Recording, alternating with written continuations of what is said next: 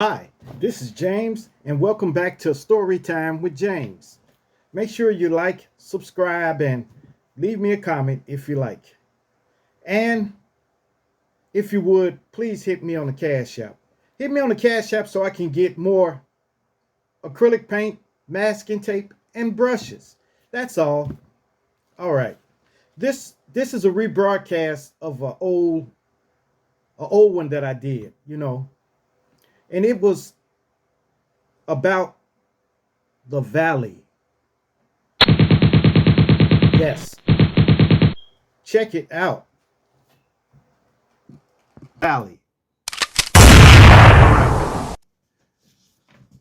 Deep in the heart of the south side of Chicago, in Bronzeville, lies a small section of the hood where you could get robbed, beat up, shot, stabbed, and you couldn't wear a certain color clothing. You couldn't wear your hat to either side or anything like that. This place is called Valley Boy. Valley Boy. All right, Valley Boy. Yeah. Yes. Look, the valley extended it was from 51st Street to 47th, and from Cottage Grove to King Drive. Yeah. We hung out in groups of 10 or 20, All of us became desensitized to gunshots. Pow, pow, pow. We got desensitized to that. We didn't care. And we got desensitized to folks fighting. Fighting. And people getting knocked out. Yes. And unfortunately, we got desensitized to people dying. Okay? Look, I first set foot in the valley at an early age, maybe about 10 years old. And all the other kids that was my age, around my age and stuff like that, they were far advanced than me. They knew the streets. They knew the street lingo. They knew everything. And I had a lot of catching up to do. Okay? But I did know that I had to make friends with them. Okay? I had to make friends with them. And so that I can gain knowledge. And so I can walk the streets, okay? Safe. And didn't have to worry about rival gangs. So I had to do that. I was a product of my environment, okay? I had to do this. But when I got clicked in with them, the folks of the valley, the Valley Boys, no one messed with my mother, my father. They didn't mess with my father's cars. They didn't do nothing. Because if they would have, they would have been dealt with. Okay? Yeah. Like I said before, like when I was on the block, I got jumped. I got jumped immediately. It was by about 5, 6 guys, they jumped me. But I held my own.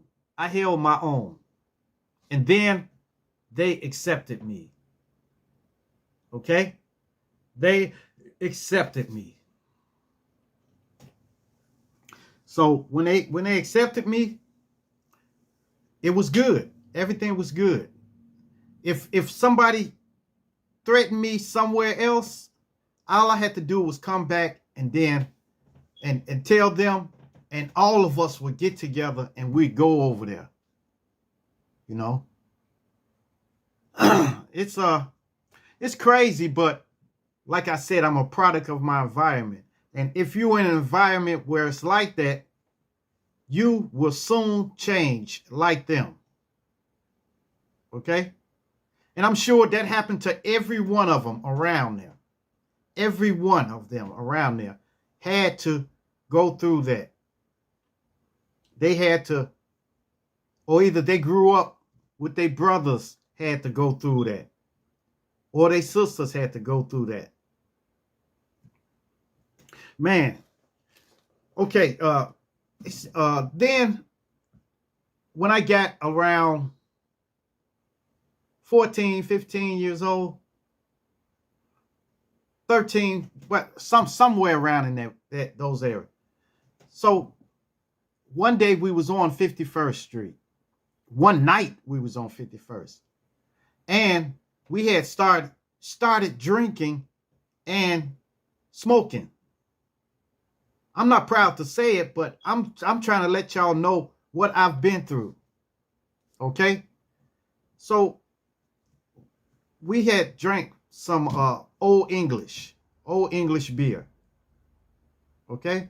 We drank some Old English, and then we was walking in the neighborhood. It was a group of us walking in the neighborhood, you know, drinking and laughing and joking and stuff.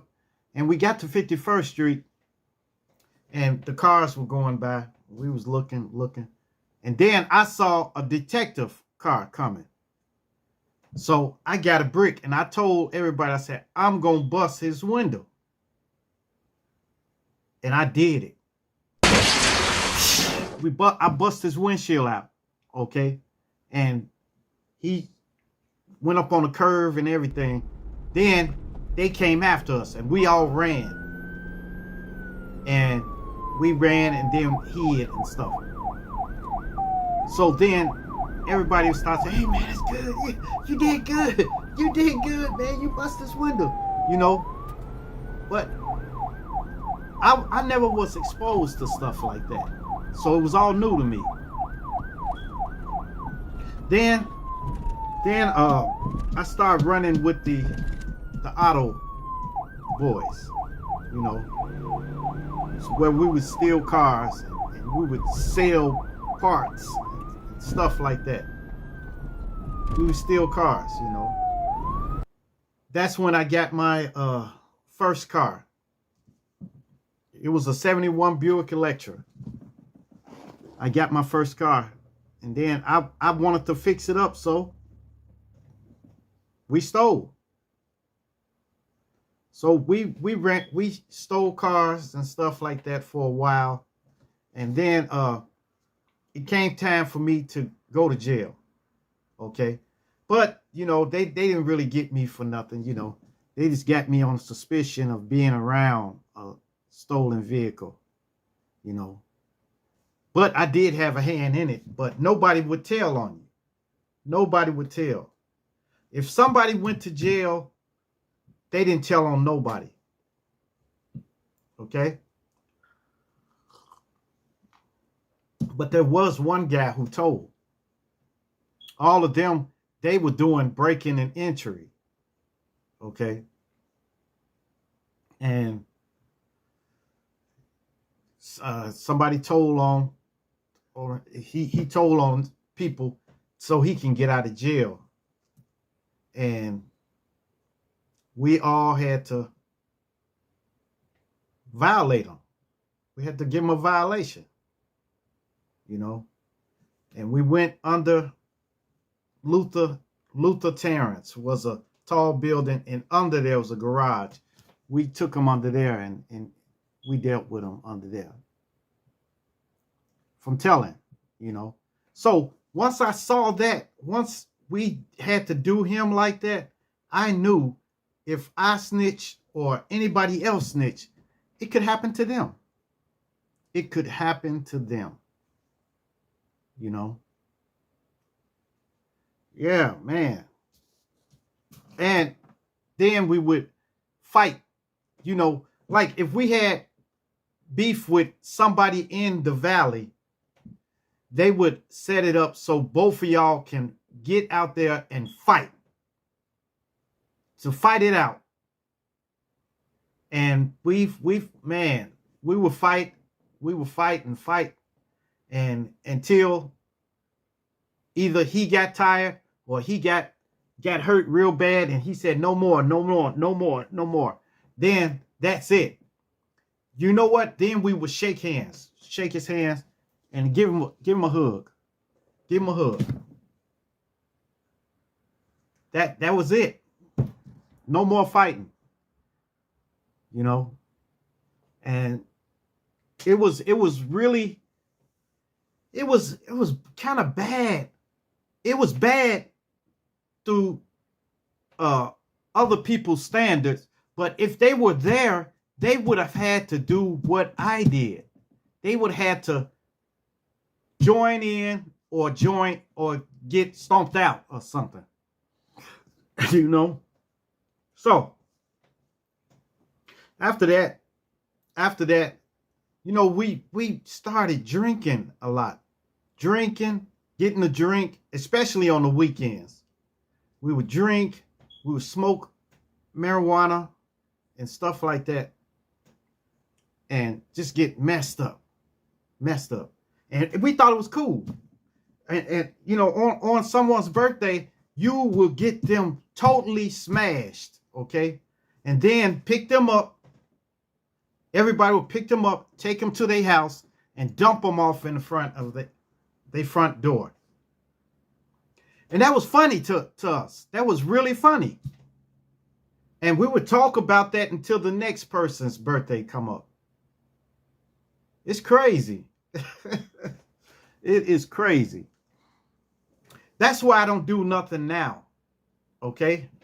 That's why I don't do nothing now. But if you lived in Chicago, you can live anywhere.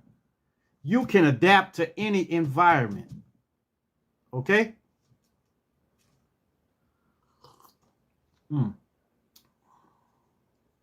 Mucho mango.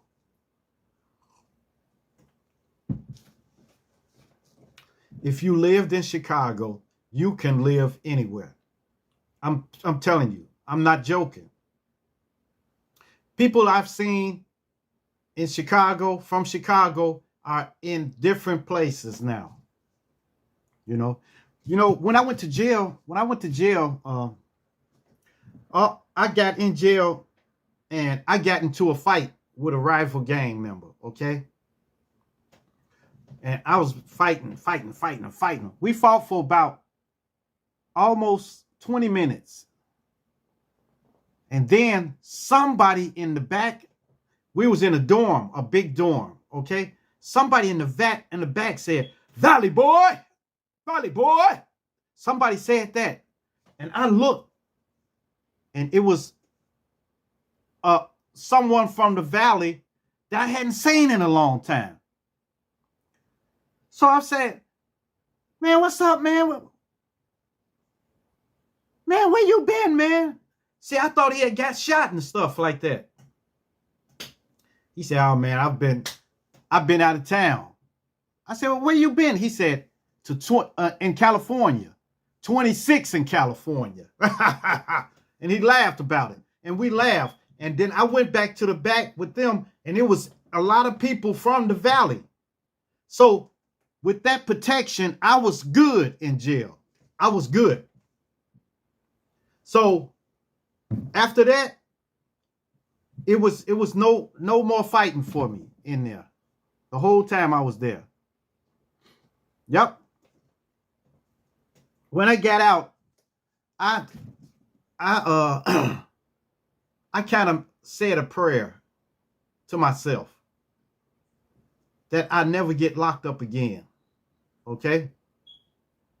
That I never get locked up again. And excuse me. I had promised myself never to get in a situation where I get locked up again. Okay?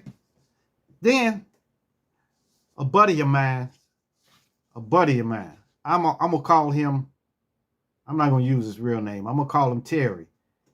Terry came to me and we were talking, and Terry he didn't want to get my brain keyed in on jobs, to work. And he told me, he said, hey, Uh, and he was hood too. He was hood too. Terry, you know who you are. I'm not saying your real name, but you know who you are. He was hood too. He was notorious. Matter of fact, this guy could fight. He could really fight. He could really fight. Yes, he could. He was good with his with them knuckles and stuff. I seen him choke a dude, pick him up, and throw him down. Throw him down. Yeah.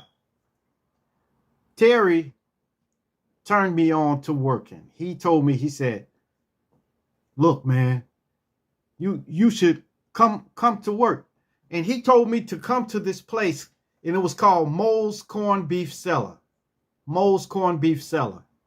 They made corned beef and brisket of beef, minestrone soup,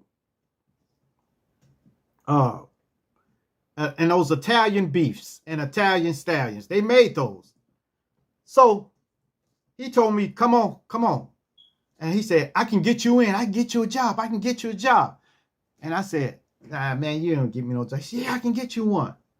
So I went down there, and they hired me. They hired me at Moe's Corned Beef Cellar. And that right there, when they hired me, that catapulted me into the job force. After that, I've never been without a job. I've never been without a job. And man, I had to be 17, 18 years old, you know. But that contributes to, if Terry wouldn't have done that, maybe I would still be out there just hanging around. Maybe I wouldn't be here right now. Maybe I've been shot up or something like that. But Terry, he turned me on to working, to getting a job.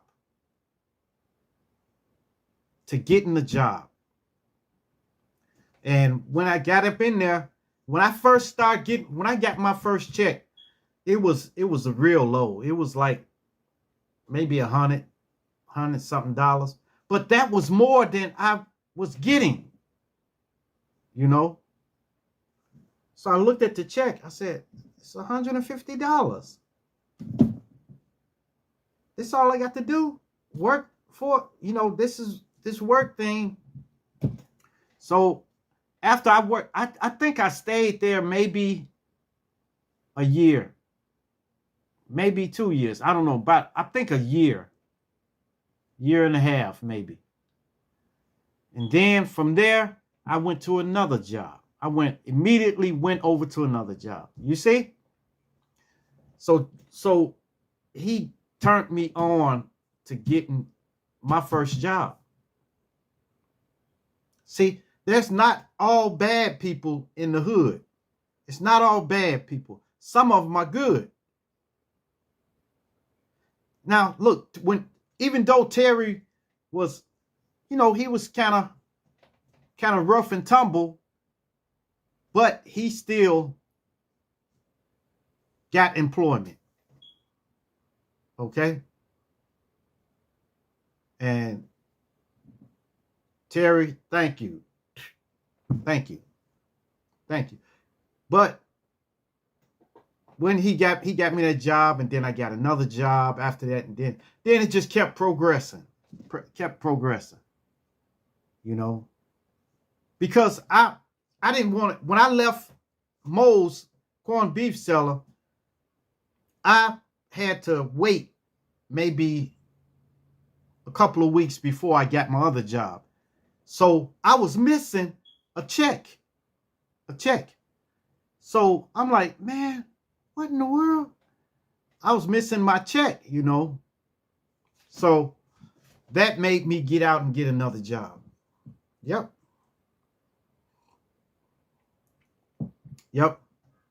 I think Terry, he's out this way somewhere.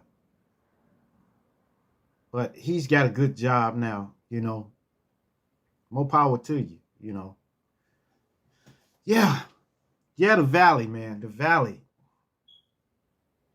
It was a notorious place. Okay. Notorious. I can tell y'all some stories about some things that happen out there, but I'm not even gonna go into it, you know. But I just want to let y'all know what the Valley was. Okay. Well, it's not the Valley anymore, but some old people, old school people, they still call it the Valley. Matter of fact, still people reference it to the Valley to this day. They say, oh man, he got shot over in the Valley. It's nothing like it was, you know. Now it's shooting. They play for keeps now. They play for keeps. So, yep, I'm supposed to be going to Chicago in August. So, I'm not going to be nowhere near there. Nowhere near the Valley. But I would love to go down there, but that's all right. I'll pass on it. You know, I'm not like that no more. I'm a kinder, more gentler James. A kinder, more gentler James. Okay? I am. So, I'm not going there. But I'm going in the wild hundreds. But it's bad out there too. But you mostly can avoid trouble there. Yeah.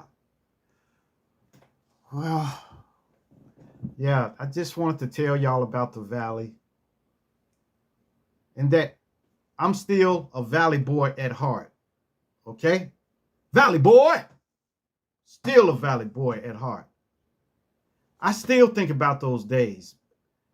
I still think about the good times we had.